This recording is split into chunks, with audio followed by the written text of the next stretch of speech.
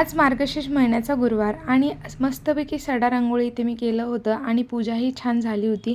स्वयंपाकाची सर्व तयारी करत होते आणि वाजले होते 5 आणि मस्तपैकी आज बासुंदीचा बेत होता. छान भजी केली होती, त्यानंतर वरण भात केलं होतं आणि फ्लावर वाटाण्याची मस्तपैकी भाजी केली होती.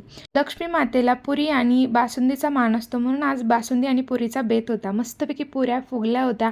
आपल्या चॅनलवर मी व्हिडिओ अपलोड केलेला आहे.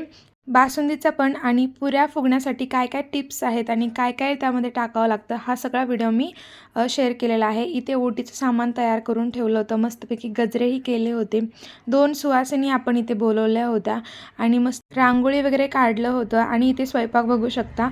मस्त फ्लावर आणि वाटाण्याचं सरभरीत भाजी केली होती आणि पुऱ्या छान तळून ठेवल्या होत्या. त्यानंतर साधं वरण केलं होतं इथे आणि भजी तळून ठेवली होती. आणि आजच्या जेवणातील मेन गोष्ट म्हणजे ही बासुंदी. घरगुती बासुंदी एक नंबर झाली होती आणि हे होतं असं आजचं जेवण.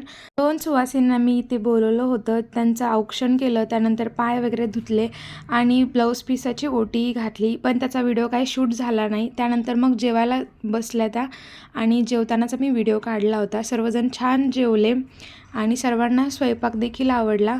मग सर्वांचं जेवण झाल्यानंतर आम्हीही बसलो जेवायला. असं संपला आजचा दिवस. Thanks for watching.